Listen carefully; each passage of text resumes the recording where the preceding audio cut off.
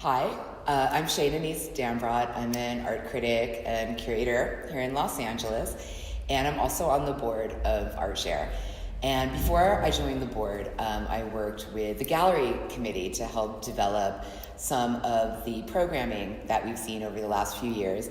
And so just to warn you, this is a place that I really, really love, and I'm a huge fan.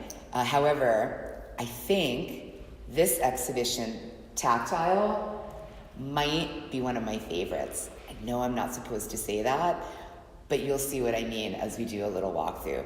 So basically, just to let you know a little bit about what we're going to see, the call had to do with artists who use textile mainly, but not exclusively, in creating work that sort of does what fine art always does, except for using a set of materials that is not your acrylics and oils, your watercolors, your inks, but instead is using fabric and textile materials and techniques to create something that is a little bit different. And very, very often that means made with an excruciatingly hands-on, labor-intensive process or technique. So, Tactile. For example, we can just start right here. Debbie McAfee is one of my favorite artists in LA. She shows here, she shows at 825. I see these works. I just love her dedication to the landscape. You know, I think that she does basically a lot of the same things that a painter would do, a landscape painter. She's making choices in the same way about color gradients and texture in terms of maybe not brush strokes, but let's say stitching and counter stitching. And she's organizing space and the way that colors kind of morph. And she's doing all of this not in an abstract way where she's sort of just making something beautiful. She is painting the landscape. So she's out there being responsive to the natural environment, to colors of nature, to the ways in which a painter would find all of those things attractive, and we wouldn't give it a second thought, except she's doing it with this other material that she obviously has a real facility for working with. So that's something that's sort of like one-to-one, landscape painting by another means. And there's several really interesting examples of that in this exhibition.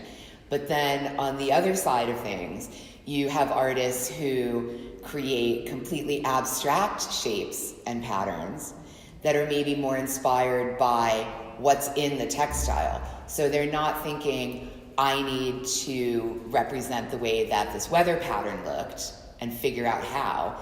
They're starting with a pile of incredible materials and sort of organizing those pieces and figuring that out. And that is maybe more like collage, or in some senses, abstract painting, where you're kind of doing pattern and color problem solving. And so that's a whole different kind of thing. And then when they shape them, that's a kind of drawing. But all of this is just happening, you know, with cloth and thread, basically. But then you have other artists who incorporate things like ceramic into it. So you wind up with this whole kind of hard and soft thing. And that's not something that just a painting by itself could do.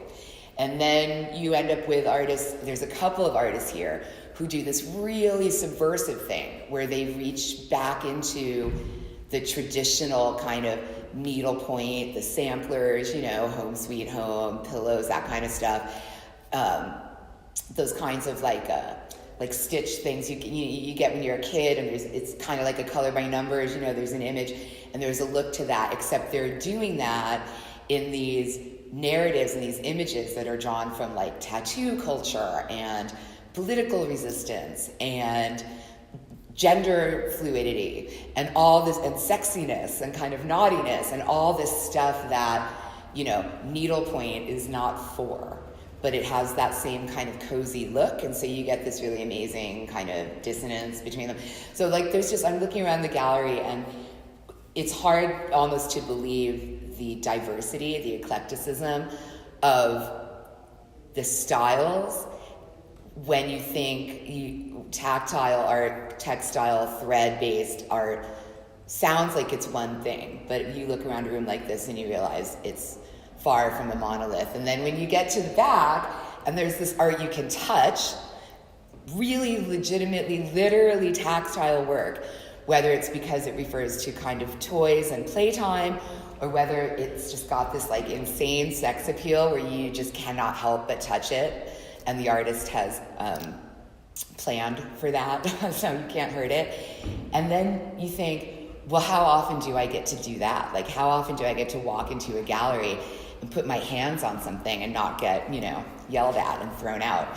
So that's something that I feel like, while you can't go around touching all textile art, you have a much better chance of being allowed to touch it if you're talking about work with textiles and fabrics.